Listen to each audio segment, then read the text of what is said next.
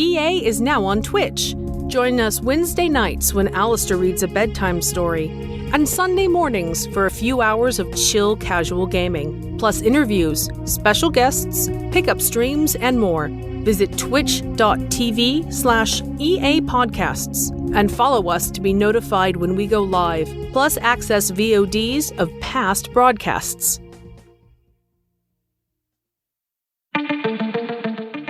Escape Pod, Episode 767, Flashback Friday, Shadowboxer, by Paul DiFilippo.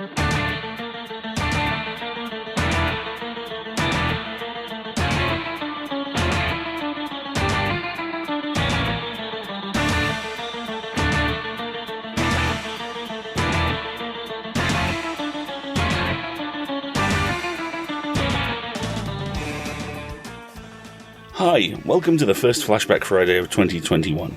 Once a month, I, your intrepid host Alistair, will lead you deep into the archives of Escape Pod and show you something truly amazing. Kicking off this year, we have the fantastic Shadowboxer by Paul DiFilippo, originally released on 15th June 2006.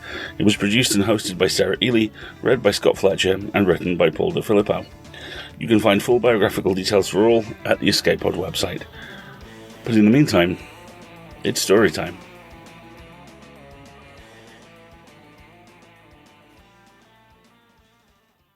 Shadowboxer by Paul DiFilippo. Generally speaking, I only need 3 minutes of concentrated attention to kill someone by staring at them. If I'm feeling under the weather or my mind is preoccupied with other matters, you know how your mind can obsess about trivial things sometimes.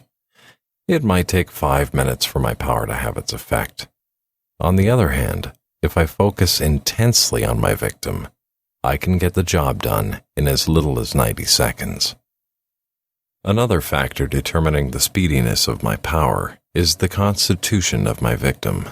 As you might imagine, the elderly and the frail and ailing require less effort to kill than the hale and hearty and young. But no one is immune from my gaze, at least no one that I've yet encountered. And I've encountered plenty.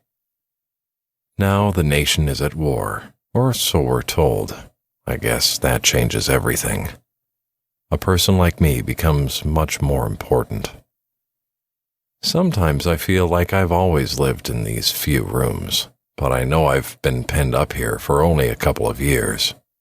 Still, that's a long time to go without seeing another person, even for a loner like me. It's a wonder I'm still sane, if indeed I am.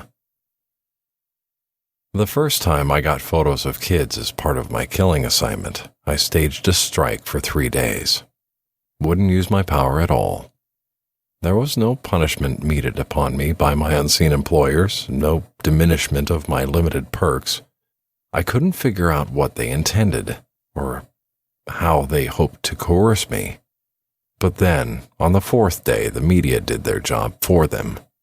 I read in U.S. News and World Report about a bus bombing in Israel.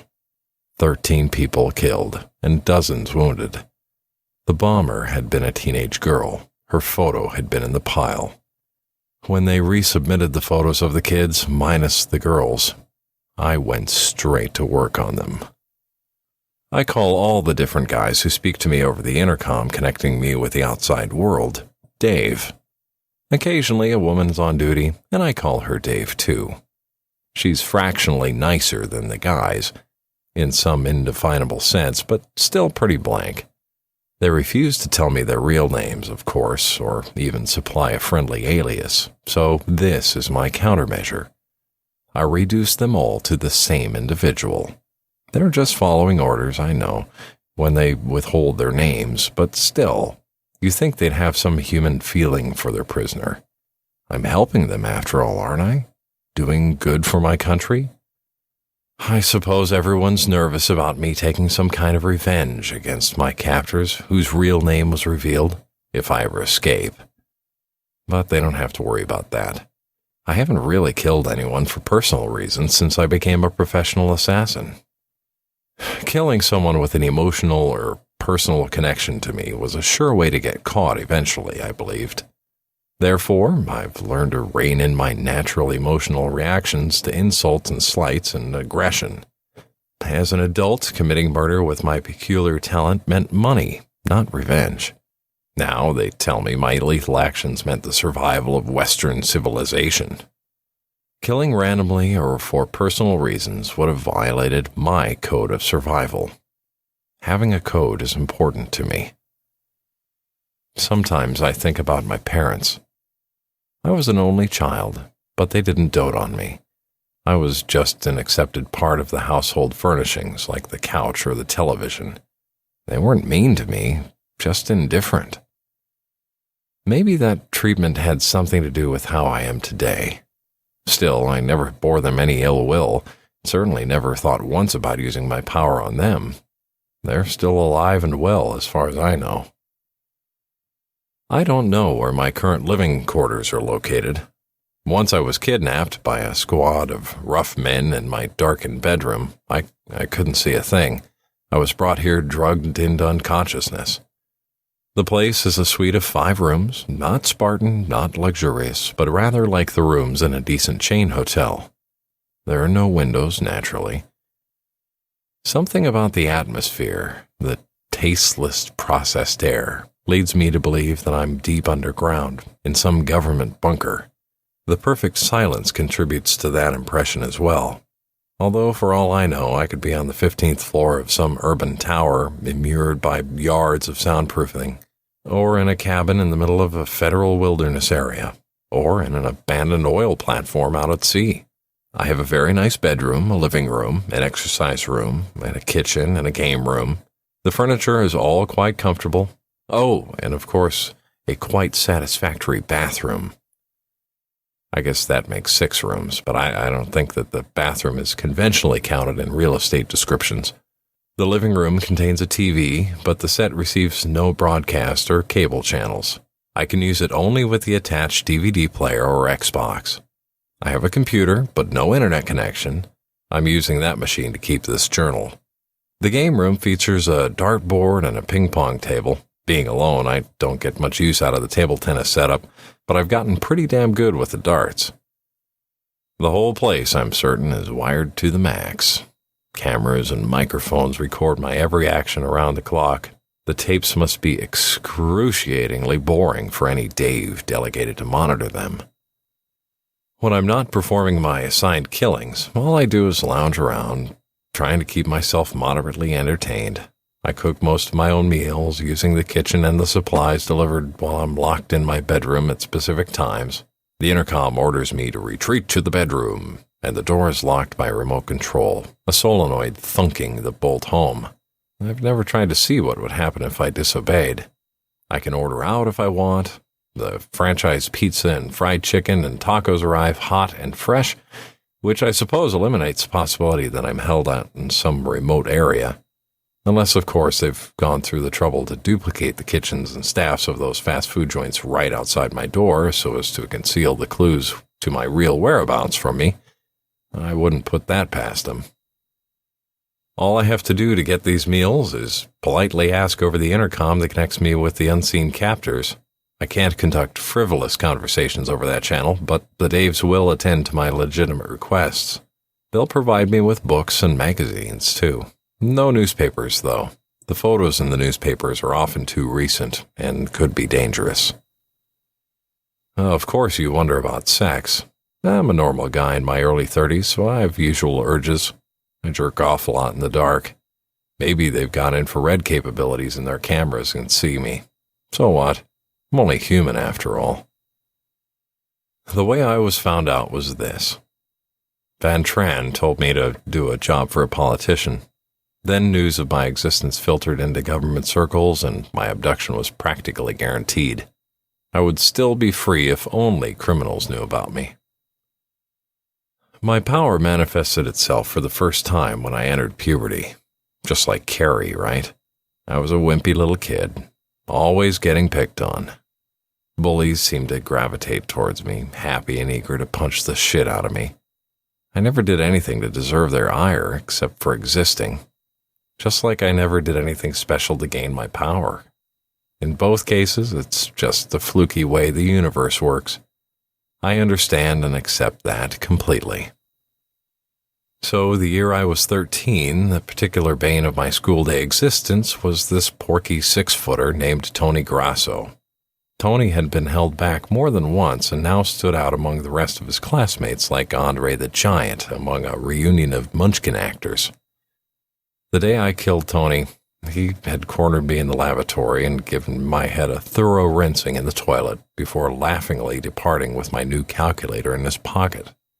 I didn't mind the dunking as much as I resented the loss of my calculator to such an oaf, especially since I was certain Tony would probably be unable to even find the on switch. After I cleaned myself up as best I could, I went to my next class, and there was Tony, leering at me and silently challenging me to rat him out. But of course I did no such thing. Instead, I took a seat as far away from him as I could, intending to focus on the class and enjoy the teaching. The class was math, and I liked it a lot, but I found myself unable to concentrate on the teacher's presentation. I couldn't take my eyes off Tony's hateful profile. Seeing my victims in profile, I later learned, was not as effective as seeing them full face, and in my raging mind, I couldn't help picturing him dying in 100 different ways. I pictured Tony torn apart by wolves. I pictured him struck by cars. I pictured him impaled on the spiked fence that surrounded the local library. I pictured him writhing from poison, and so on. I'd always had a good imagination, and all these things were as vivid and as real as my powerful imagination could make them. In fact, I felt as if I was actually witnessing Tony's multiple deaths, not just daydreaming them, as if the scenes were playing out before my eyes. Anyway, after about 5 minutes of this morbid reverie, I saw Tony keel over on his desk without making a sound, except for the thump of his head, before bonelessly sliding to the floor. Girls shrieked, boys jumped up, and the teacher dashed out for help. But there was nothing anyone could do. Tony was quite dead. His autopsy revealed a fatal congenital heart defect, but one that no prior exam had ever discovered. For a while, I believed that whole gruesome affair was sheer coincidence. My imagining Tony dead could have had nothing to do with his actual death, but it took only a few more experiments to prove my own satisfaction that I had killed Tony. Of course, I'd made sure that those subsequent victims were not my fellow classmates. Even at age 13, I knew that a rash of deaths among my peers would have alerted even the most skeptical investigator. Bums and strangers, clerks, a nanny in the park, and a policeman or two, they all got congenital heart defects from me, or fatal aneurysms. I couldn't predict which defect would arise from my evil eye, but it was always one or the other. Did I say my apartment has no mirrors or other reflective surfaces in it? The question of who exactly my captors represent offers me endless material for speculation. The nature of all my victims since coming here convinces me that my talents are currently being employed by the government of the United States of America. But which agency? The CIA, the FBI, the NSA, Homeland Security, or some even more covert set of initials? Maybe I'm under the jurisdiction of some branch of the military. Am I an honorary Marine or SEAL by now? Will I be freed with medals and a letter of commendation once the war on terror is over? And when exactly will that day come? Does the president know about me? Or am I some special project overseen by some unelected bureaucrat to maintain ultimate deniability higher up the chain of command? Which black budget contains the minimal expenses connected with my upkeep? Am I listed as general maintenance on some anonymous submarine? Or perhaps as a box of $600 hammers? I don't suppose I'll ever find out. More intriguingly, I spend a lot of time asking myself whether I agree with the uses to which my talents are being put. It might very well be that, for the first time in my adult life, I'm actually performing some selfless acts in helping with the preservation of my nation. Would I have volunteered for such duties had I been approached openly? Or would I have disdained any such exercise of my powers in support of national interests, in favor of my pampered life I once led? Again, it's hard to answer such a hypothetical question. I can only confront and judge my actions as they currently exist, under the current conditions. Most days I find them actually a trifle proud of what I'm doing, although sometimes I sink into a kind of a numb apathy at the unvarying nature of my kills. Maybe this is just a rationalization I have to maintain in order to not hate myself. Discussing such matters with my captors might help, but this is not a luxury that I'm permitted. I think my talent is one that everyone imagines they would like to have.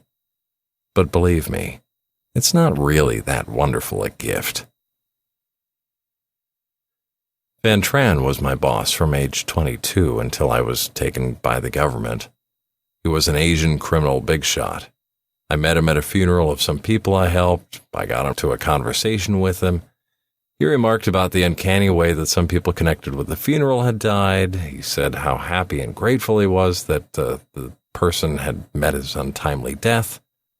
And somehow I found myself spilling my secret to him, the first time I had ever told anyone what I could do. Amazingly, Van expressed no disbelief in my powers. Some traditions from his heritage and ancient culture conduced him to believe me. He asked me if I wanted a job. I'd never gone to college after high school. Although I was a smart kid, I found I just had no ambition, couldn't sustain any goals. I blamed that attitude on my powers. The arbitrary nature of death, and as exemplified by my own abilities, left me feeling that life could end at any time, and nothing was worth struggling for. So I told Van yes, I'd like a job. I became his secret hitman. I killed anyone who asked me to, mostly fellow criminals, but quite often not. The money was very, very good, and I lived a peaceful, satisfied life.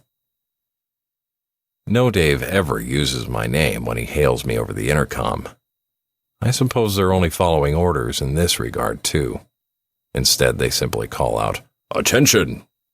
Some Daves bark out the word as a command, while others are more polite, even saying, "Attention, please." The woman is one of the polite ones. Today, I'm reading when the call for attention sounds. It's one of the more brusquer Daves. I put down the book.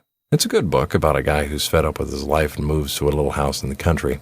Sounds like my situation, except I wasn't really fed up with my old life, and I didn't get to choose my retreat. The command for attention is followed by the instructions I've come to know so well. There is a photo awaiting you in the door. Retrieve it and perform your standard function on the subject. Sure thing, Dave, I reply. I go to the lone door in my apartment. Set midway in the door is a hinged panel. I pull down the panel and a receptacle big enough to hold a cafeteria tray piled with food is revealed.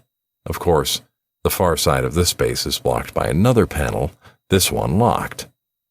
I often speculate about whether this delivery system is a box bolted to the outside of a normal door, or if the door itself is very thick, like one of those blast doors in a government bunker. This is how I get my magazines and fast food meals delivered, and also, of course, the photos of my victims. The photograph this time is generally similar to the majority of the other ones I've processed so far. It's a portrait of an Arabic-looking man, largish nose, wispy beard, disorderly black hair, fanatical eyes, grim mouth. An improbably jaunty scarf is tied around his neck. As usual, there's no information given as to his name, age, or nationality. His crimes are not detailed either. All that I need to know is that the people who control me want him dead. I take the photograph back to my comfortable recliner and go to work.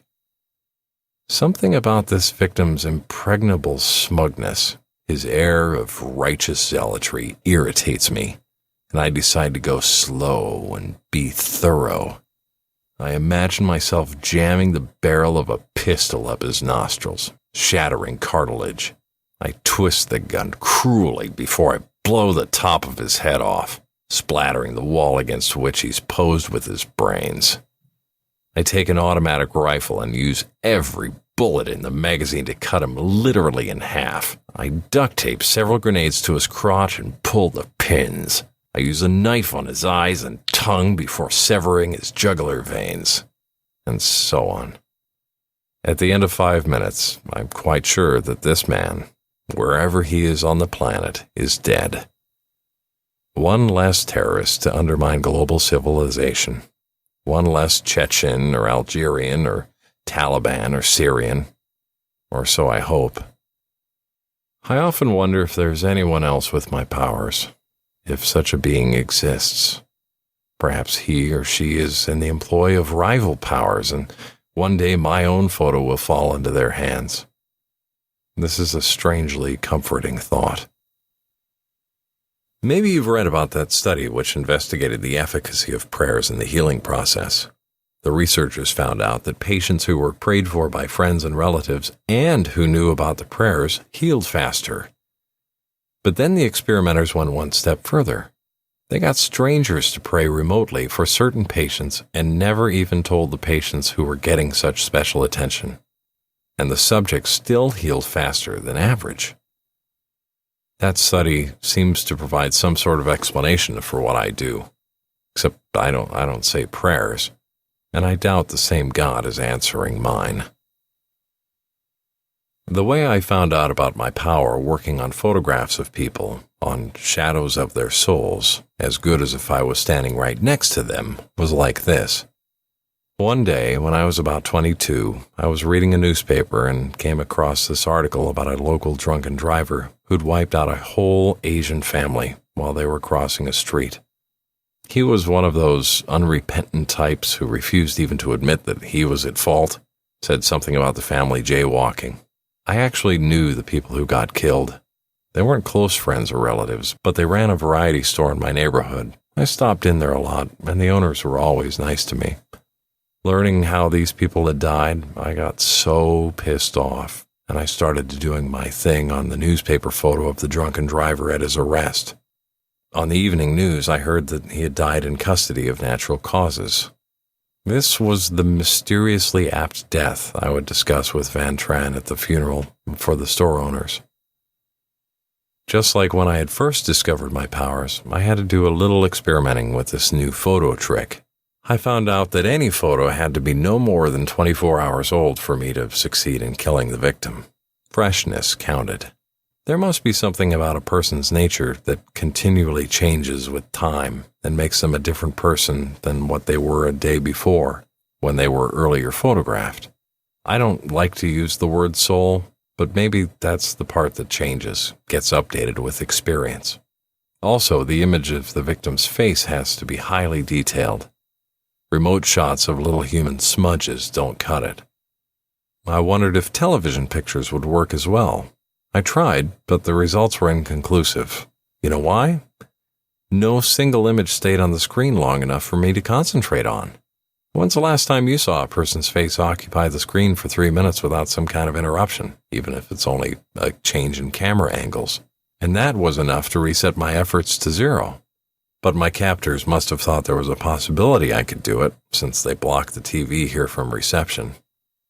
I would have liked to see certain obnoxious TV personalities keel over live on camera, but I just never got the chance to make it happen. Of course, I sometimes wonder if I'm insane, or if I'm not alone in a padded cell hallucinating all this. But then I remember killing Tony Grasso, and all the killings that followed over the years in such clear and vivid detail that I'm again convinced of the reality of my present situation. And I don't believe that I could have come up with such a delusion on my own. Mutant soldier on the war on terrorism. Before my capture, I never gave two thoughts to the war on terror. Now, of course, it's with me all the time. 2 weeks after I killed the young Arab wearing the scarf, I got my usual delivery of delayed news magazines. My employer makes sure that the issues aren't current, just in case any photos were taken 24 hours before distribution. In the coverage of the Middle East, I saw pictures of a public funeral where my victim was the corpse. The text claimed that he was a Moss organizer who had been poisoned by infidels. Well, yes, I suppose so, after a fashion. I don't believe I've yet mentioned how long I've been doing this job, playing my part in the War on Terror. Almost 3 years now. I was abducted in early 2002. Is my activity the reason why the United States has not experienced a domestic terror attack since September 11th? I like to think so, but I can't be sure. It's not as easy to get a suitable photo of a terrorist as you might imagine, but not as hard either. I keep waiting for a picture of bin Laden, for instance, but it hasn't shown up yet. He must be hiding really well. Or maybe for some reason they don't want him dead yet. Generally speaking, if a Western operative can snap such a photo, they'd be in a position just to assassinate the guy outright, and they wouldn't need me. But lots of times, it seems, unwitting and greedy people close to the victim will provide a photo for money, thinking, what harm could it do? I am the answer to that question that they must never learn. Thinking about souls some more, I find additional comfort to support me in my work.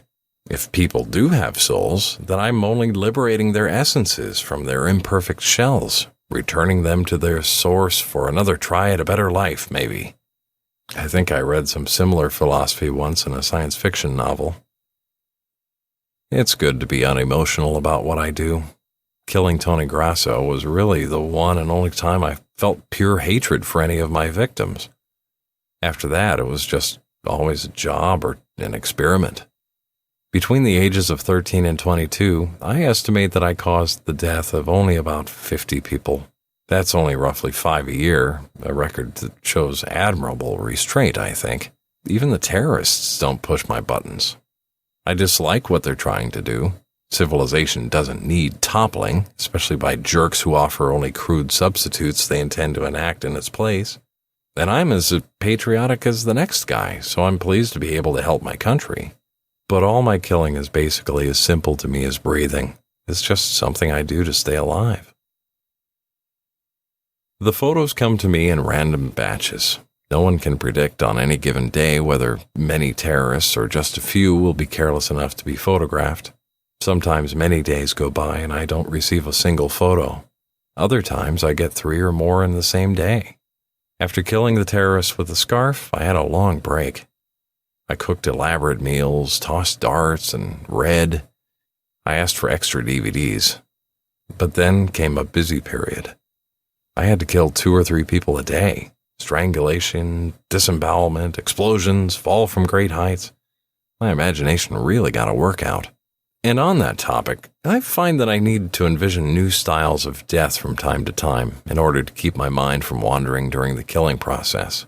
Luckily, the modern world offers no shortage of novel methods of dying. The news and entertainment media alone can keep me supplied with an endless flow of imagery to borrow. I do a lot of beheadings lately. Attention! There's a photo awaiting you in the door. Retrieve it and perform your standard function on the subject. After the busy period, this is the first call for my services in several days. Without any haste, I walk to the door and find the photo of my next victim.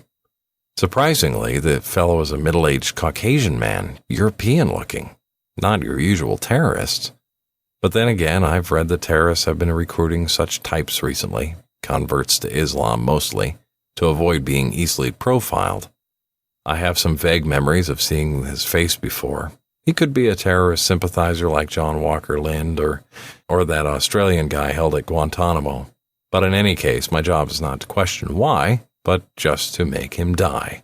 So I do, using several new methods I picked up from reading true crime accounts of serial killers. Sometimes I wonder if the non-rational, unscientific, mystical response that I represent to the war on terrorism was not inevitable.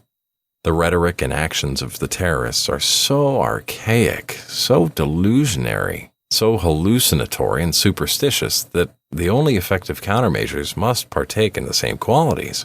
One has to be a Shadowboxer to fight shadows. Even if my powers were a lie, even if I were not killing anyone, perhaps the deliberately leaked news of my government-sanctioned existence would be an effective anti-terrorist weapon in itself. My regular delivery of news magazines stopped for 3 weeks.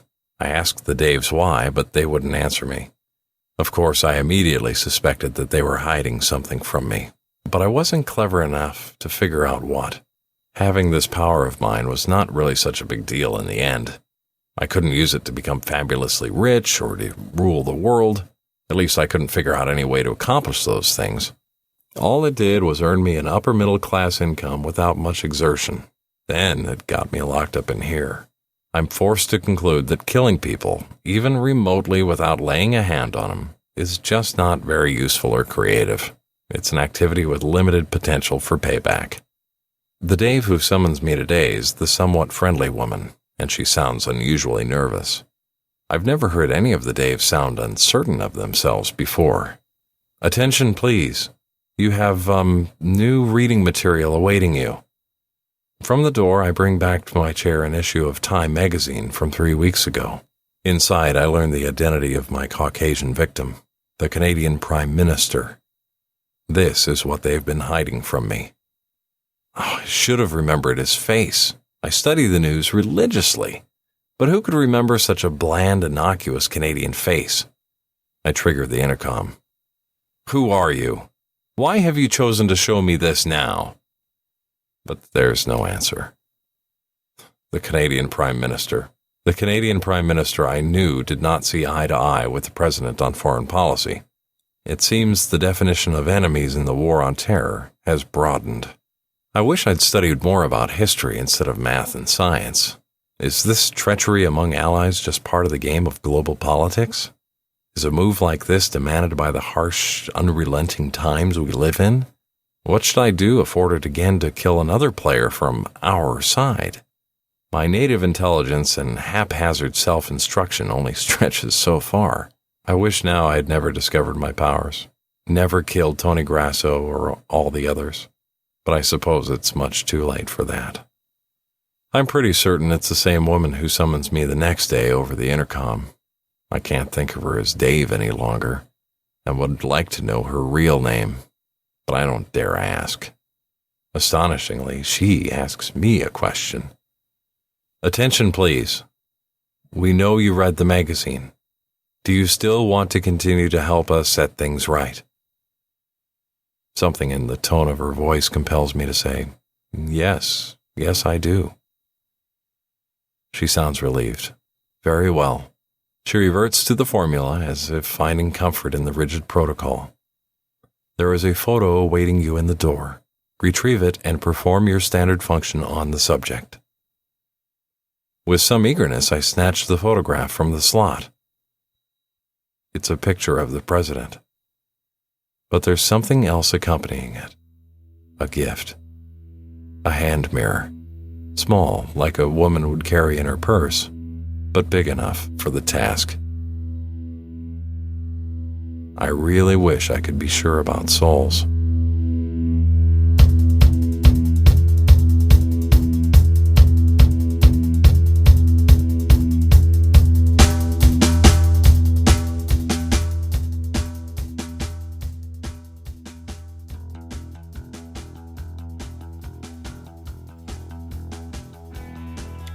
The thing I love about this is honestly pretty much everything.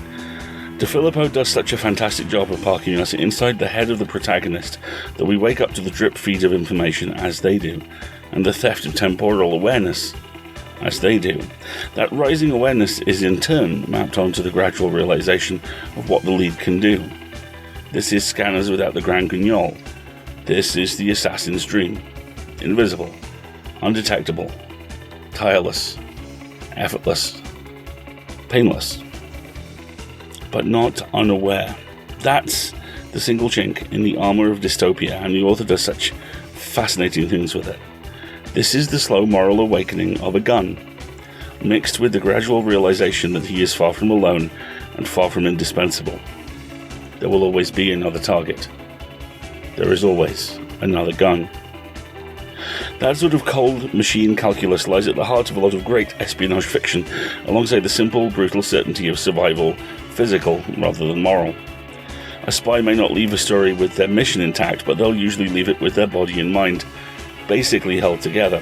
Whether that's entirely true of the most famous spy in the world depends on when that latest Bond movie will finally be released, but even Commander Bond, he of the bad knee and possible brain damage, still works in a position of moral certainty.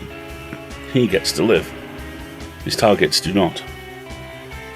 This character is denied even that. The ending, for me, reads one of two ways. The personal one is arguably the more horrifying, where his lack of memory dovetails in with the mirror and his latest target to ensure this particular cannon is fixed directly towards self-slaughter. That, especially when he's viewed as nothing more than a weapon, is terrifying. He's ordered to decommission himself, despite the fact that he may be one of the only people who can stop this conflict, and he seems minded to follow orders. The second option is cold, but almost more reassuring. Namely, that the President as this final target is an exhausted road to Damascus moment for the conspiracy that has him held prisoner. They've pushed to the limit, they have no further plays. It's time for a decapitation strike. But then again, look at it a different way. What if they're winning, and this is the last move? Regardless, the story ends with us and the lead, aware that the chessboard is there, but with no idea who is playing what side, or what piece our lead is. And check is always the single move away. Choose wisely. This is expertly handled genre fiction, and for $5 a month at Patreon, you can not only help us keep making that, but get access to our vault. That's where we get to keep all sorts of funky exclusive audio. And also, we've started paying our associate editors. This is something which very few people in the industry do. Associate editors are slush wranglers. They're the folks who have first point of contact with every story, basically. And we've started rolling out pay for them. It's half of them at the moment, the other half as soon as we can afford it, retroactively paid, so they get the same amount as the folks who are getting paid now. Like I say, we've rolled it half now because we can afford it, and because 2020 kind of demanded it. But we need that other half, and that's where you come in, and that's where the $5 for the funky stuff at the Patreon Audio Vault hopefully sells you on the idea. If you can't contribute money, or if you don't want to go in through Patreon, you can always go to pseudopod.org, click on Feed the Pod, and subscribe through PayPal. There you'll get the same access to the vault, but you won't get the funky upper tiers that you get on Patreon. If that doesn't work for you, can you maybe consider donating us a little bit of time? You'll be amazed how much attention helps. So if you liked an episode, perhaps link to it, tell a friend, write a review, leave a review on your podcatcher of note. All of that helps us get closer to being able to pay everyone. And all of that helps us get closer to being able to help everyone. And we would love to do that this year. So if you can help, please do. Escape Pod is a production of Escape Artists Incorporated and is released under a Creative Commons Attribution Non-Commercial No Derivatives license. It will return next week with Balancing the Equation by Justin C. Key, hosted by Jay with audio by Summer, and narration by Larice White. I leave you with this quote, which is, in the end, really the only quote I can leave you with, from the Iron Giant. I am not a gun. Take care, folks. See you next time.